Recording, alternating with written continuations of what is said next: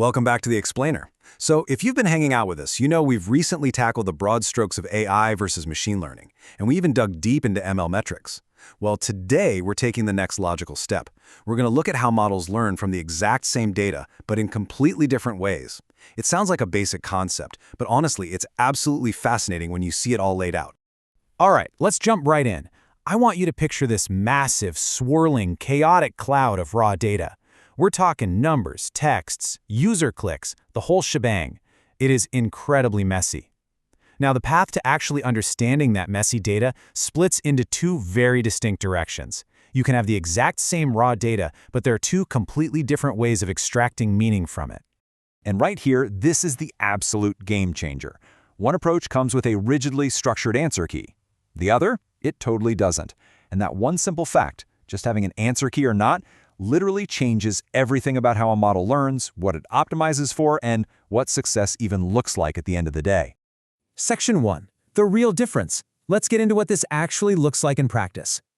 To really wrap our heads around this, let's imagine two totally different robotics students preparing for the exact same test. The first student is studying practice questions, and they have an answer key attached. They make a guess, they check it against the key, and if they're wrong, they adjust their thinking. But the second student, they just get a huge, messy pile of material with absolutely no answers or labels anywhere. Their only job is to sift through it and find the real structure in that massive pile entirely on their own.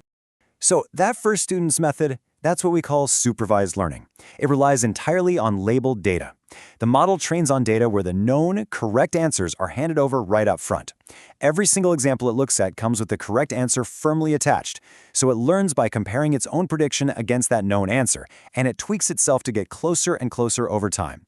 In this setup, success literally just means perfectly replicating the explicit answers it was fed. Now, on the flip side, that second student represents unsupervised learning. Here, the whole mechanism of learning relies on finding genuine relationships hidden away within raw, unlabeled information. The model trains on data where there is no correct answer provided at all, zero. Its sole mission is to discover genuine structure, stuff like hidden groups, patterns, and relationships that nobody explicitly told it to look for. It's basically exploring the wilderness of the data completely without a map. Section 2. Real examples. Let's see how this plays out in the real world. Let's ground this with a couple of everyday business cases that we all interact with all the time. Think about spam detection in your inbox. That is a classic supervised problem. The data is pre-labeled by actual people. Thousands of emails explicitly marked as either spam or not spam. The goal is to label new, unseen emails, and the outcome is an algorithm that successfully replicates human judgment. Now compare that to customer segmentation. That is entirely unsupervised. You start with a massive set of customers and absolutely no predefined categories. The goal here is just to group them by behavioral similarity, like what they buy or when they shop.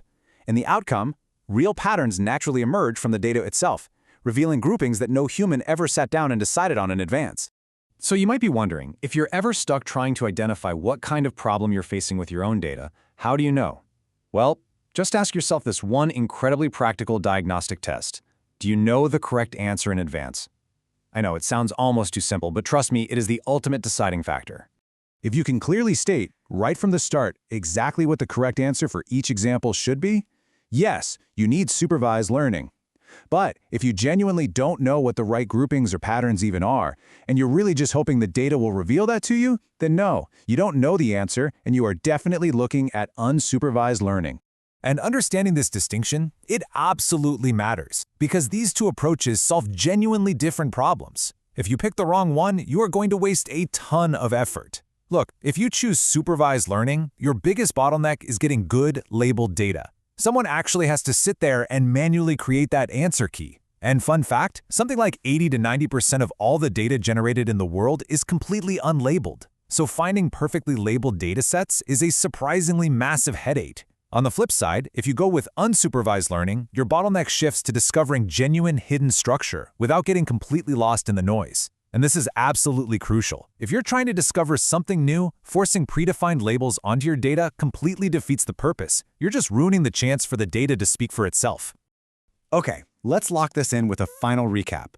Supervised learning perfectly mimics human judgment by using an answer key. Unsupervised learning bravely discovers the unknown entirely without one. They both share the same fundamental goal, which is, learning from data. but they use genuinely different mechanisms to solve genuinely different kinds of problems. And there you have it, the real difference between the two main categories of machine learning.